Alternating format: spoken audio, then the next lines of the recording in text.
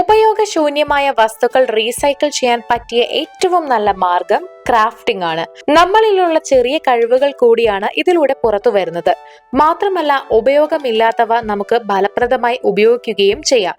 ഇന്ന് tissue paper ഉപയോഗിച്ചിട്ട് എങ്ങനെയാണ് ഒരു പേപ്പർ ഫ്ലവർ തയ്യാറാക്കുക എന്നാണ് നോക്കാൻ പോകുന്നത്.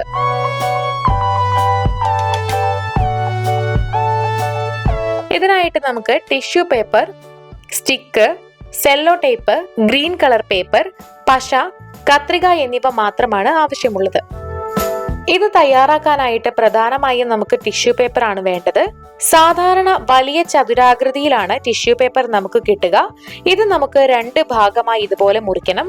ഇവിടെ മുറിച്ചു വെച്ചിട്ടുണ്ട്. 4 ലെയറുകളായിട്ട് ഇത് കിട്ടിയിട്ടുണ്ട്. ഇത് ഇതുപോലെ ഒന്നിനു മുകളിൽ ഒന്നായിട്ട് വെച്ചു കൊടുക്കാം. ഇവിടെ 4 എണ്ണം ഇതുപോലെ ഒന്നിനു മുകളിൽ ഒന്നായിട്ട് വെച്ച് കൊടുത്തിട്ടുണ്ട്. ഇനി ഇതെല്ലാം ഒരുമിച്ച് പിടിച്ച് ഇതുപോലെ മടക്കണം. അങ്ങോട്ടും ഇങ്ങോട്ടും എന്ന രീതിയിലാണ് ഇത് മടക്കേണ്ടത്.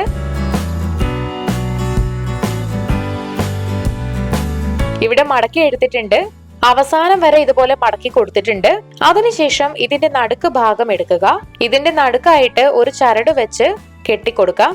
നല്ല രീതിയിൽ മുറുക്കി വേണം കെട്ടാനായിട്ട്. പക്ഷേ ടിഷ്യൂ പേപ്പർ മുറിഞ്ഞു പോവാതെ സൂക്ഷിക്കണം. 4 ലെയർ ആയിട്ടാണ് പേപ്പർ വച്ചിരിക്കുന്നതെന്ന് മറക്കരുത്.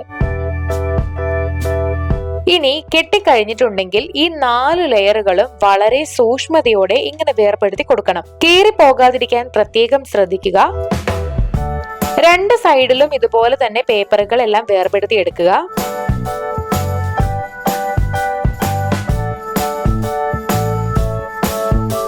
രണ്ട് സൈഡും ഇതുപോലെ വേർപെടുത്തി കഴിഞ്ഞാൽ ഇനി ഇത് കൈക്കുള്ളിൽ വെച്ച് ഇതുപോലെ നന്നായിട്ട് അമർത്തി പിടിക്കാം. ഒരു സൈഡിലേക്ക് എല്ലാ ലെയറുകളും വരുന്ന രീതിയിൽ വേണം അമർത്തി പിടിക്കാനായിട്ട്. ഒരു പൂവിന്റെ ആകൃതി കിട്ടാനാണ് ഇങ്ങനെ ചെയ്യുന്നത്.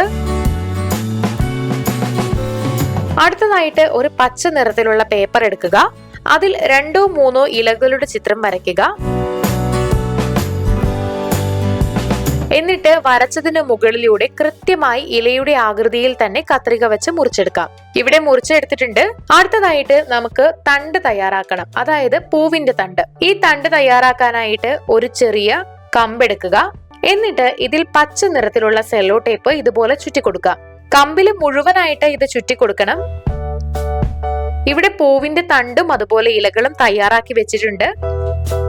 ഈ തണ്ടിന്റെ അറ്റത്തായിട്ട് നമ്മൾ ആദ്യം തയ്യാറാക്കി വെച്ചിട്ടുള്ള ടിഷ്യൂ പേപ്പർ കൊണ്ടുള്ള ഫ്ലവർ ഒട്ടിച്ചു കൊടുക്കുക. എന്നിട്ട് ഇത് കമഴ്ത്തി വെച്ച് വെട്ടിവെച്ചിരിക്കുന്ന ഇലയുടെ ആകൃതിയിലുള്ള പേപ്പർ ഈ പൂവിന്റെ 2 സൈഡിലുമായിട്ട് പശ വെച്ച് ഒട്ടിച്ചു കൊടുക്കാം. നന്നായിട്ട് ഒട്ടാനായിട്ട് ഇതൊന്ന് ചെറുതായി പ്രസ് ചെയ്ത് കൊടുക്കണം.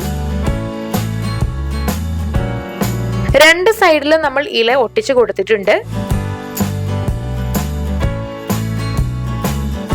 ഇനി ബാക്കിയുള്ള ഒരു ഇല അതിന്റെ തണ്ടിലും ഒട്ടിച്ചു കൊടുക്കാം. ഈസിയായി ടിഷ്യൂ പേപ്പർ ഫ്ലവർ ഇവിടെ തയ്യാറായി കഴിഞ്ഞിട്ടുണ്ട്. കളർഫുൾ ആയിട്ടുള്ള ടിഷ്യൂ പേപ്പർ നിങ്ങളുടെ കയ്യിലുണ്ടെങ്കിൽ വ്യത്യസ്തങ്ങളായ പൂക്കൾ തയ്യാറാക്കാനാകും.